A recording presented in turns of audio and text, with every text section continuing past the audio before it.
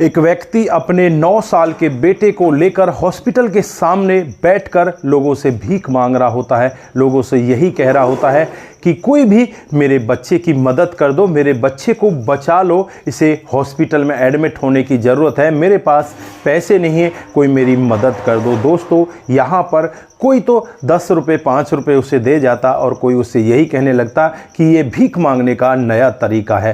दोस्तों, तभी वहाँ पर एक चमचमाती हुई ब्लैक कार आकर रुकती है और उस कार से एक लेडीज़ उतर कर आती है। बहुत ही तेज़ी के साथ वो लेडीज़ चल रही होती है और जब यहाँ पर इस व्यक्ति को देखती है, इस बच्चे को देखती है, तो वो भी एक बार के लिए रुक जाती है। वो यहाँ पर सीनियर डॉक्टर होती है। उसके बाद जो होता है कभी किसी ने कल्पना भी नहीं की थी। दोस्तों, इस मैडम का इस व्यक्ति से और इस बच्चे से क्या रिश्ता था वो भी आज आपको हम डिटेल से बताने वाले हैं। लोग भी इस मामले को डिटेल से जानना चाहते हैं तो वीडियो को लास्ट तक जरूर देखिएगा। आगे बढ़ने से पहले हमारी वही रिक्वेस्ट की जो हमारे चैनल के साथ नए हैं, कृपया करके चैनल को फॉलो कर ले, बेल आइकन को जरूर प्रेस करें। आज की जो हकीकत की घटना आप लोगों को बताने जा रहा हूँ, ये उत्तराखंड के ऋषिकेश की हकीकत की घटना है। यहाँ पर एक बहुत बड़ा हॉस्पिटल, जिसके सामने एक पिता अपने 9 साल के बेटे को लेकर भीख मांग रहा होता है। पिता का नाम यहाँ पर अर्जुन होता है, बेटे का नाम आयरन होता है। 9 साल का बेटा होता है।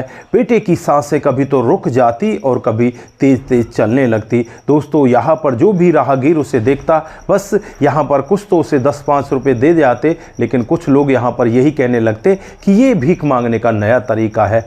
आप लोग कुछ कर नहीं सकते क्या? इस तरह से भीख मांग कर क्यों लोगों को परेशान करते हो? दोस्तों, यहाँ पर वो अर्जुन कुछ भी नहीं कह पाता। उसकी नज़रें नीचे की तरफ झुक जाती हैं और वहीं पर चुपचाप बैठा रहता है। कभी तो भगवान को याद करता, कभी लोगों से मदद की गुहार लगाता। दोस्तों, तभी यहाँ पर एक ब्लैक कार आकर रुकती है और उस ब्लैक कार से एक लेडीज़ उतरती है जिसका नाम नंदिनी होता है, जो इस हॉस्पिटल की सीनियर डॉक्टर होती है। वो जैसे ही गेट की तरफ बढ़ने लगती है तो गेट की बगल में ही ये व्यक्ति बैठा होता है। जब इस व्यक्ति से उसका आमना सामना होता है तो यहाँ पर वो भी इसे जानती थी। वो तुरंत ही इसका नाम लेती, अर्जुन तुम यहाँ पर कैसे, क्या हुआ है? तो यहाँ पर वो अपनी आंखों में आंसू भर लाता है। दोस्तों, जिस व्यक्ति ने अपनी पत्नी को धक्के मारकर घर से बाहर भगा दिया था, वही व्यक्ति आज यहाँ पर उसी तलाकशुदा पत्नी के सामने खड़ा होता है। दोस्तों, नंदिनी दरअसल में इसकी तलाकशुदा पत्नी होती है। फिर भी यहाँ पर नंदिनी अपनी इंसानियत दिखाती है और अपने डॉक्टर का फ़र्ज निभाते हुए कहती है कि एक स्ट्रेचर लेकर आओ जल्दी से और इस बच्चे को जल्दी से एडमिट कराओ। दोस्तों, जैसे ही वो अंदर जाने लगते हैं, रिसेप्शन पर जो रिसेप्शनिस्ट होते हैं वो रोकने लगते हैं और कहने लगते हैं कि इसका पर्चा बनेगा, उसके बाद इसे एडमिट कराना। तभी नंदिनी उनकी तरफ देखती है और कहती है कि अच्छा। तो यहाँ पर एकदम से वो रुक जाते हैं और नंदिनी उनसे कहती है कि ये मेरा स्पेशल पेशेंट है, इसका इलाज तुम्हें करना ही होगा, फटाफट इसे अंदर लेकर आओ। सर पर लिटाकर उसे अंदर लाया जाता है। नंदिनी अपनी और जो नर्स होती हैं उनके सहारे से इस काम को करने लगती है, आगे उस बच्चे के इलाज में लग जाती है। दोस्तों, काफ़ी समय यहाँ पर इसी तरह से बीत जाता है। बच्चे को वेंटिलेटर पर लिटाया जाता है और उसके बाद उसका उपचार चलने लगता है, उसके ब्लड की जाँचें होने लगती हैं। दोस्तों, काफ़ी समय तक यहाँ पर कभी तो उसकी जो सांसें हैं वो थमने लगती हैं, कभी ऐसा लगता है कि इसको आराम हो गया है। ऐसे ही कसमे कसमे रात को 11 बज जाते हैं। दोस्तों, नंदिनी भी यहाँ पर पूरी मेहनत करती है। दोस्तों, रात को 11 बजे जब वो बाहर निकलती है तो सामने इस बच्चे का पिता खड़ा होता है और नंदिनी के सामने हाथ जोड़कर कहने लगता है कि नंदिनी, मेरा बेटा कैसा है? तो यहाँ पर नंदिनी उससे कहने लगती है कि ये बेटा अकेले तुम्हारा ही थोड़ी है, ये बेटा मेरा भी तो है। इस पर जितना हक तुम्हारा है उतना हक मेरा भी है। बेशक हम अलग हो चुके हैं लेकिन बेटा तो मेरा भी है। अब बेटे की तरफ से तो हमें चिंता करने की कोई ज़रूरत नहीं है। दोस्तों, जब यहाँ पर अपनी तलाकशुदा पत्नी के मुख से ऐसी बातें ये सुनता है तो एक बार के लिए रोने लग जाता है। नंदिनी के पैर पकड़ने लगता है, कहता है कि नंदिनी मुझे माफ़ कर दो। नंदिनी उससे कहती है कि इस तरह का व्यवहार मत करो, आओ केबिन में बैठकर हम लोग बातचीत करते हैं। दोस्तों, उसके बाद अर्जुन केबिन में चला जाता है। नंदिनी सामने बैठी होती है और नंदिनी के सामने अर्जुन हाथ जोड़कर कहने लगता है कि मेरे बेटे को बचा लीजिए, लीजिए, ये बस आप ही कर सकती हो। तो यहाँ पर नंदिनी उससे कहने लगती है कि तुम्हें टेंशन लेने की ज़रूरत नहीं है, ये बेटा मेरा भी है। दोस्तों अब यहाँ पर जो नंदिनी है अपने पिछले जो उसके जीवन में उसके साथ हुआ था उसमें घूम जाती है और एक बार के लिए उसे गुस्सा भी आने लगता है। दरअसल दोस्तों नंदिनी की शादी साल 2016 में होती है और 16 में शादी होने के बाद अब यहाँ पर वो बड़े आराम से अपने पति के साथ रहने लगती। पति कामकाज पर जाया करता और शाम को जब वापस आता तो उसके लिए खाना वाना बनाती, उसके हर तरह से मदद किया करती। लेकिन यहाँ पर जो पत्नी होती है अपने पति से यही कहती कि मैं आगे पढ़ना चाहती हूँ, पढ़ लिख कर कुछ बनना चाहती हूँ। दोस्तों कुछ ही दिनों के बाद इनको एक लड़का हो जाता है और लड़के होने के बाद अब तो यहाँ पर खर्चे और भी ज़्यादा बढ़ जाते हैं। तो जो अर्जुन होता है वो अपनी पत्नी से कहने लगता है कि मैं इन बच्चों का और तुम्हारा खर्चा उठाऊं कि तुम्हारी पढ़ाई का खर्चा उठाऊं, मैं ये सब नहीं कर सकता। यहाँ पर जो अर्जुन के माता पिता होते हैं वो भी उसे समझाते हैं कि बेटा तू ऐसा मत कर, बहू के साथ लड़ाई मत किया कर, बहू का व्यवहार बहुत अच्छा है। लेकिन यहाँ पर वो मानता ही नहीं। दोस्तों एक दिन हद तो तब हो जाती है जब वो अपने पत्नी को धक्के मारकर घर से बाहर भगा देता है। उस दिन वो शराब पी कर आता है। दोस्तों अब यहाँ पर जो पत्नी होती है बार बार रोने लगती है, अपने पति के हाथ जोड़ने लगती है, कहने लगती है कि आपको नहीं पढ़ाना तो मत पढ़ाओ, लेकिन आप मुझे धक्के देकर मत भगाओ। दोस्तों उसके बाद ये मानता ही नहीं और धक्के देकर यहाँ से वो उसे भगा देता है। तो उसके बाद यहाँ पर काफ़ी दिनों तक इनका मामला कोर्ट में चलता है। लगभग 4 साल इनका मामला कोर्ट में चलता है। जब इनका बच्चा 5.5 साल का हो जाता है तब जाकर इनके तलाक होता है। दोस्तों तलाक होने के बाद जो बच्चा होता है वो अपने पिता के पास रह जाता है और यहाँ पर ये महिला अपने आप अकेली अपने मायके में चली जाती है। दोस्तों वहाँ जाकर ये टूट सी ही जाती है, बिल्कुल डिप्रेशन में चली जाती है। लेकिन वहाँ जाने के बाद इसके जो पिता होते हैं, भाई होते हैं, बहुत ही अच्छे होते हैं और उससे कहते हैं कि बेटा जो तू करना चाहती है अब तू कर ले, अब तू फ्री है, अब तू आज़ाद है। दोस्तों उसके बाद कुछ दिनों के बाद ये अपनी पढ़ाई स्टार्ट करती है और पढ़ाई करके फिर एक डॉक्टर बन जाती है। दोस्तों फ़िलहाल यहाँ पर इसे डॉक्टर बने हुए 2 से 2.5 साल हो चुके हैं और यहाँ पर ये फ़िलहाल सीनियर डॉक्टर है। दोस्तों अब यहाँ पर जब ये अपनी पिछली अपबीतियों को सुनती है, अपने आप में उनको याद करती है तो इसे बहुत बुरा लगता है। लेकिन फ़िलहाल यहाँ पर इसी के बेटे के जीवन और मृत्यु का सवाल होता है तो यहाँ पर ये ज़्यादा कुछ नहीं कह पाती और ये यही कहती है कि बस मुझे इस बेटे को बचाना है। दोस्तों उस दिन के बाद से अब तक इसने भी कोई शादी नहीं की थी। इधर जो इसका पति होता है, जो तलाक जिसके साथ हो चुका होता है, उसने भी कोई शादी नहीं की थी। उस दिन के बाद से वो बहुत ज़्यादा पछताता है, लेकिन क्रोध में ये सब फैसला उनका हो जाता है। दोस्तों यहाँ पर वो शराब वगैरह पीना सब कुछ गलत काम छोड़ देता है और यहाँ पर बेटा उसका बहुत ज़्यादा बीमार रहने लगता। माता पिता कुछ दिन पहले ही चल बसते हैं और बेटे की बीमारी के चलते हुए उसका घर, उसकी ज़मीन जायदाद सब कुछ बिक जाता है। लास्ट में वो रोड पर आ जाता है, भीख मांगने की कगार पर पहुँच जाता है और वो एक दिन इसी हॉस्पिटल के सामने भीख मांग रहा था जहाँ पर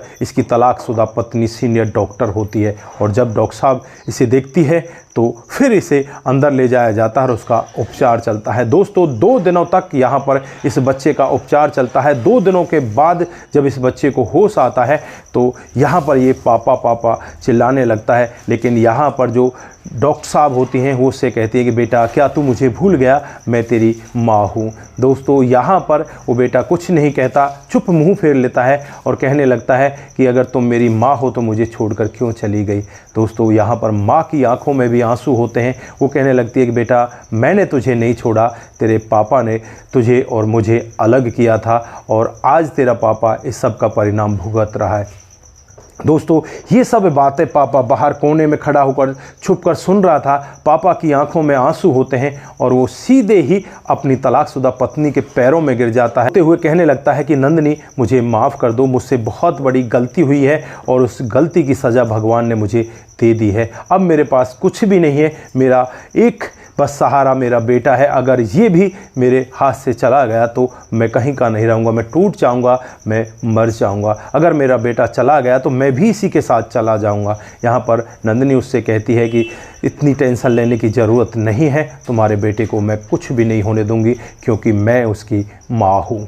दोस्तों उसके बाद बेटा यहाँ पर ठीक हो जाता है। यहाँ पर वो 9 साल का बेटा अपनी माँ की उंगली पकड़ता है और कहने लगता है कि माँ हमारे साथ चलो, लेकिन माँ यहाँ पर कहती है कि बेटा मैं कैसे जाऊँ, तेरे पिताजी तो मुझे ले जा ही नहीं रहे, उन्होंने तो मुझसे कहा ही नहीं। तो यहाँ पर जो पिताजी होता है अर्जुन, वो भी आंखों में आंसू भर लाता है और कहने लगता है कि नंदिनी अगर आप हमारे साथ चलोगी तो इसमें हमारा बहुत बड़ा सौभाग्य होगा। और जाना भी कहाँ है, हम तो कहीं जा भी नहीं सकते, हमारे पास तो कुछ है ही नहीं, हम तो रोड पर रहते हैं। नंदिनी उनसे कहती है कि कोई बात नहीं, अब तुम्हें रोड पर रहने की ज़रूरत नहीं है। दोस्तों यहाँ पर नंदिनी उन्हें अपने ही उस कमरे में लेकर जाती है जहाँ पर वो खुद रहती है, क्योंकि यहाँ पर 2 सालों के अंदर उसने एक फ्लैट ले लिया था और उस फ्लैट के अंदर वो अकेली ही रह रही थी। बाकी जो इस लड़की के पिताजी होते हैं नंदिनी के, वो भी कुछ दिन पहले इस जहां को छोड़कर जा चुके होते हैं, माँ भी जा चुकी होती है, भैया भाभी के साथ वो रहती नहीं और यहीं पर इस हॉस्पिटल से थोड़ी सी दूरी पर वो कमरा अपना खुद का बनाकर वहीं पर एक फ्लैट बना रखा है, उसी में वो रहने लगती है। तो दोस्तों यहाँ पर वो अपने बच्चे को, अपने पति को उसी फ्लैट में लेकर जाती है और वहाँ पर जब पहली बार ये लोग उस घर के अंदर जाते हैं तो सभी वहाँ पर प्यारपूर्वक आराम से उस घर के अंदर प्रवेश करते हैं। उसके बाद वहीं पर खाना पीना खाया जाता है और उस दिन के बाद से ये लोग बड़े आराम से रहने लगते हैं। दोस्तों ये मामला अप्रैल 2025 का होता है और आज यहाँ पर कई महीने बीत चुके हैं और इनका जो कामकाज है वो बड़े अच्छे से चलने लगा है। जो पति है उसे भी अब एक बिजनेस करा दिया जाता है, वो भी अपने बिजनेस को कर रहा है और ये लोग अपने उस वैवाहिक जीवन को बड़े आराम से यहाँ पर चलाने लगे हैं। दोस्तों मंदिर में ये दोबारा से शादी करते हैं और फिर इनके जीवन में खुशियाँ ही खुशियाँ होती हैं। तो दोस्तों ये थी आज की एक छोटी सी कहानी। आप लोगों को कैसी लगी? अगर आपको जरा सी भी प्रभावित करती है, जरा सी भी अच्छी लगती है तो दोस्तों के साथ ज़रूर शेयर करके जाएं। दोस्तों आपका एक शेयर हमें आगे बढ़ाता है और इसी तरह से सस्ता पर आधारित कहानियां हम आपके बीच लेकर हाजिर होते रहते हैं। दो साथियों ने हमारे पिछले वीडियोज पर कमेंट किए थे, उनका नाम हम आज यहां पर बारी बारी से लेने वाले हैं। सबसे पहले कमेंट जो आता है अरुण कुमार का आता है, वो लिखते हैं वेरी नाइस स्टोरी। आपका बहुत बहुत धन्यवाद कुमार केसी जी। जय श्री राम जय शंभू, जय श्री राम जय शंभू। छोटू जी लिखते हैं वेरी गुड स्टोरी। आपका भी दिल की गहराई से बहुत बहुत धन्यवाद। शंकर स्वामी जी आपकी कहानी बहुत अच्छी लगती है, आपका दिल की गहराई से बहुत बहुत धन्यवाद। बाबूलाल मीना जी बहुत अच्छी है साहब, आपका भी दिल की गहराई से बहुत बहुत धन्यवाद। सिंह जी लिखते हैं इंटरेस्टेड स्टोरी। आपका भी दिल की गहराई से बहुत बहुत धन्यवाद। प्रेमचंद शर्मा जी राम राम भाई साहब, कैसे हैं आप? बहुत सुंदर कहानी सुनाई आपने, आपका भी दिल की गहराई से बहुत बहुत धन्यवाद। आप सभी लोग इसी तरह से हमारे साथ बने रहें, इसी तरह से अपने कमेंट हमारे साथ में साझा करते रहें। दोस्तों मोहम्मद श्री वास्तव जी हमें लिखते हैं गुड स्टोरी है जी, आपका बहुत बहुत धन्यवाद। रमेश भार्गव जी गुड स्टोरी, आपका भी दिल की गहराई से बहुत बहुत धन्यवाद। Monu Jain ji very nice video, आपका भी दिल की गहराई से बहुत बहुत धन्यवाद। राजेश भरवाल जी नमस्ते भाई साहब, बहुत बढ़िया कहानी सुनाई, आपका भी बहुत बहुत धन्यवाद। राम निहोर यादव जी बहुत सुंदर वीडियो, आपका भी दिल की गहराई से बहुत बहुत धन्यवाद। दोस्तों अशोक अग्रवाल जी लिखते हैं बेकार कहानी है। अशोक जी आपको कैसे बेकार लग रही है? बाकी सभी लोगों को अच्छी लगी है, ये अपनी अपनी सोच होती है, यहाँ पर हम ज़्यादा कुछ नहीं कह सकते। बाकी आपने कमेंट किया, आपका बहुत बहुत धन्यवाद। दोस्तों अनूप जी हमें लिखते हैं आपकी कहानी बहुत अच्छी है, आपका भी दिल की गहराई से बहुत बहुत धन्यवाद। Harendra Pratap Singh Rajput very nice video. Jyoti Maurya वाला है जय हिंद जय भारत, आपका भी दिल की गहराई से बहुत बहुत धन्यवाद। नमस्ते भाई very good story, I am from Fiji, जय हिंद जय भारत। सूरज जी आपका दिल की गहराई से बहुत बहुत धन्यवाद। दोस्तों सबीला खातून जी हमें लिखती हैं आपकी कहानी बहुत ही अच्छी लगती है, आपका भी दिल की गहराई से बहुत बहुत धन्यवाद। अनूप जी हमें लिखते हैं आपकी कहानी बहुत ही अच्छी है, आपका भी बहुत बहुत धन्यवाद। दोस्तों मधु नेगी जी हमें लिखती हैं बहुत सही कदम उठाया भाई ने, ऐसे औरतों के साथ ऐसा ही करना चाहिए, आपका भी बहुत बहुत धन्यवाद। करण लालू राम जी हमें कमेंट लिखते हैं आपकी कहानी बहुत अच्छी लगती है, आपका भी दिल की गहराइयों से बहुत बहुत धन्यवाद। दोस्तों इसी तरह से आप लोग हमारे साथ कमेंट करते रहें। सुरेश नागरे जी लिखते हैं कि यह कहानी बहुत अच्छी लगी, आपका भी बहुत बहुत धन्यवाद। प्रेमचंद शर्मा जी, राम राम भाई साहब, आपकी कहानी बहुत ही बेहतर होती हैं। वेद प्रकाश, बहुत अच्छी कहानी है। और मम्मन श्रीवास्तव जी, बहुत अच्छी लगी।